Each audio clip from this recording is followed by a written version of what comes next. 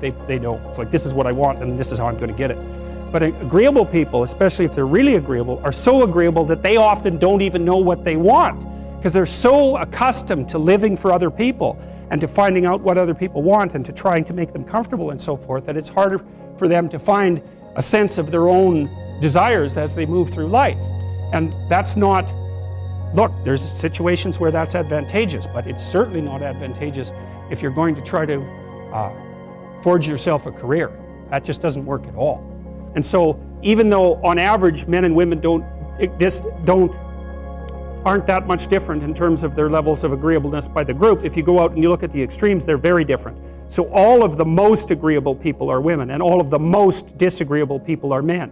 And the thing is, the extremes are often what matter rather than what's in the middle. And so one of the ways that's reflected in society, by the way, is there's way more men in prison.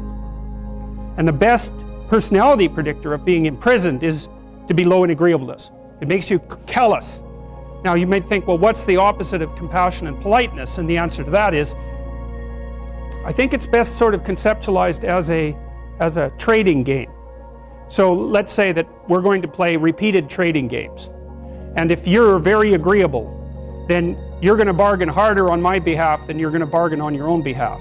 Whereas if you're very disagreeable, you're going to do the reverse. You're going to think, I'm in this trading game for me, and you're going to take care of your own interests. Where an agreeable person is going to say, no, at best this is, at worst this has to be 50-50, but I'd like to help you every way I can. One of the things you have to be careful of if you're agreeable is not to be exploited, because you'll line up to be exploited.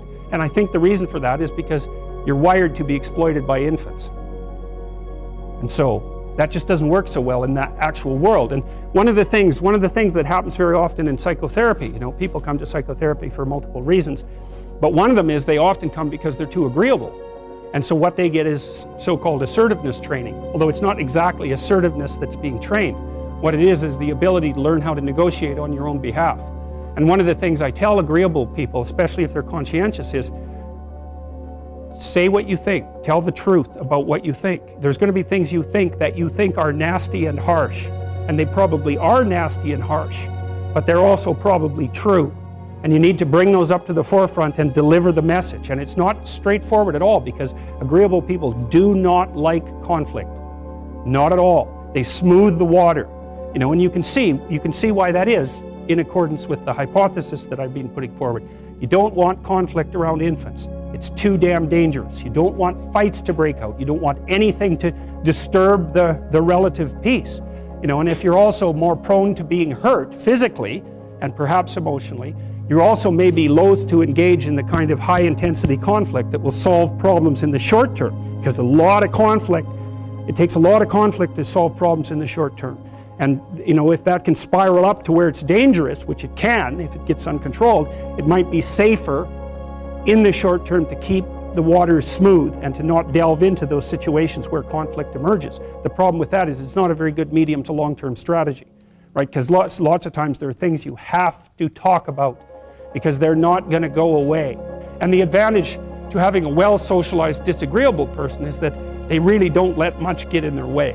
So if you can get a kid who's disagreeable socialized, that person can be quite the creature, because they're very forward-moving in their nature and very difficult to stop. But if you don't get them successfully domesticated, tamed, roughly speaking, by the time they're 4, their peers reject them. And that's a big problem, because your job as a parent is to make your child socially desirable by the age of 4. Like you want to burn that into your brain, because people don't know that. That's your job. And here's why. It's easy if you think about it carefully. So you imagine you've got a 3-year-old child, so sort of halfway through that initial period of socialization, and you take that child out in public. Okay, what do you want for the child? Who cares about you? What do you want for the child? You want the child to be able to interact with other children and adults so that the children are welcoming and smile and want to play with him or her, and so the adults are happy to see the child and treat him or her properly. And if your child's a horrible little monster because you're afraid of disciplining them or you don't know how to do that properly, then what they're going to do is they're going to experience nothing but rejection from other children and false smiles from other parents and adults. And so then you're throwing the child out there into a world where every single face that they see is either hostile or lying. And that's not something that's going to be particularly conducive to the mental health or the well-being of your child. If your child can learn a couple simple rules of behavior, like don't interrupt adults when they're talking too much, and pay attention, and try not to hit the other kids over the head with the truck any more than is absolutely necessary, then, and share and play properly, then when they meet other kids, the kids are going to try out a few little play routines on them, and that's going to go well, and then they're going to go off and socialize each other for the rest of their lives. Because that's what happens, is that from 4 years old onwards, the primary socialization with children takes place among other children. And so if the kids don't get in on that early, they don't move into that developmental spiral upwards, and they're left behind. And you can imagine how terrible that is, because a 4-year-old will not play with another 4-year-old who's 2.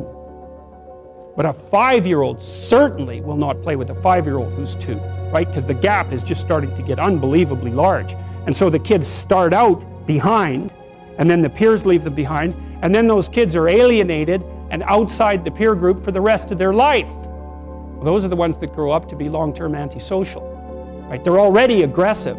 It doesn't dip down. Now, what happens to normal boys, roughly speaking? Imagine the aggressive 2-year-old types. They get socialized, so their level of aggression goes down, and then they hit puberty and testosterone kicks in, and bang, levels of aggression go back up. And so that's why males are criminals between the ages roughly of 16 and about 25. So, and it matches the creativity curve, by the way. It's so cool. If you look at the spike of creativity among men, 16 to 25, and it starts to go down, criminality matches that absolutely perfectly. So that's quite cool. So, and the testosterone levels raise the average level of aggression among men. It's more dominance than aggression, actually, and testosterone is by no means all bad. And then it starts to decrease at about age 25 or 26, which is usually when men stop staying up late at night, stop drinking as much, develop a full-time career, and take on the burdens and responsibilities and opportunities that are associated with a long-term partner and family.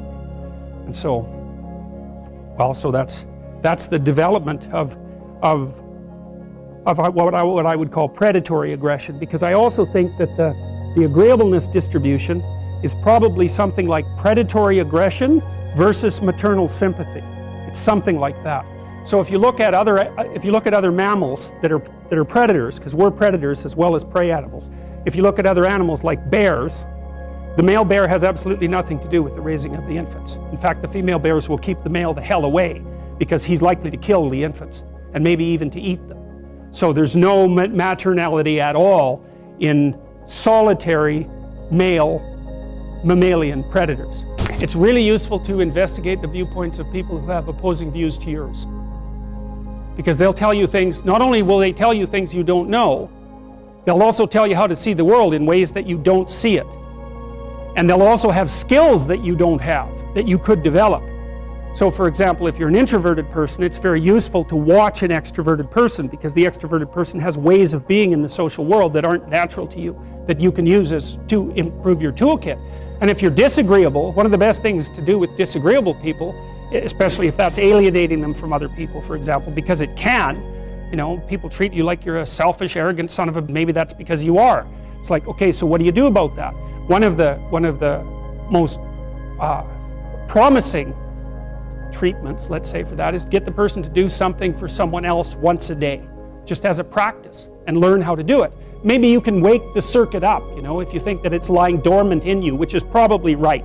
I think we have a very wide range of propensities within us. Some are switched on, genetic propensities. Some are switched on, but I think that if you put yourself in the right situation or walk yourself through the right exercises, you can switch some of these other things on as well. But it takes work and dedication and discipline. I would say, generally speaking, if you want to adapt yourself properly to life, you should find a niche in the environment that corresponds with your temperament. Right? You shouldn't work at cross purposes to your temperament, because it's just too damn difficult. But having done that, then you should work on developing the skills and viewpoints that exist in the space opposite to your personality, because that's where you're fundamentally underdeveloped. And that way I think you can extend out your temperamental capability across a wider range. And to me, that's roughly equivalent as bringing a richer toolkit to each situation. So if you're hyper extroverted, you should probably learn to shut up at parties now and then. and listen just to see what's going on, to see if you can manage it, you know. And if you're introverted, well, then you should learn how to speak in public and to learn how to go to parties without hiding in the corner and saying nothing to anyone. You know, and if you're agreeable, then you need to learn how to be disagreeable so people can't push you around. And if you're disagreeable, you need to learn how to be agreeable so that you're not an evil son of a bitch. So, and the same thing applies even in the conscientious domain. It's like if you're too conscientious, you need to learn to relax and let go a little bit. And if you're unconscientious, it's time, like, get out the Google Calendar, man, and start scheduling your day, right? And beat yourself on the back of the head with a stick until you're disciplined enough so that you can actually stick to something for some length of time and not living in absolute squalor, which is something that would characterize someone who's very disorderly, for example, because they don't notice. It doesn't bother them, disorder. It's like, maybe they can see it, but it doesn't have any emotional valence, and so it doesn't have any motivational significance. You know, so the other thing you might want to think about too, if you're choosing a partner, is try not to choose someone who's too distant from you on the temperamental variables, because you're going to have a hard time bridging the gap. You know, it's hard for an introverted person and an extroverted person to coexist. And it's really hard for an orderly person and a disorderly person to coexist, because they will drive each other nuts. Why don't you pick up? Why are you so obsessed by it? That's the basic argument, you know. So it's useful to know about your temperament so that you can negotiate the space with your partner as well. And I don't think you should try to find someone who's exactly the same as you, because then you don't have the benefits of the alternative viewpoint. But you got to watch it, because you may hit irreconcilable differences of various sorts. And I've seen that most particularly among couples who are high and low in openness. That's a rough one. And also high and low in conscientiousness. That's another rough one, because they just cannot see how the other person sees the world.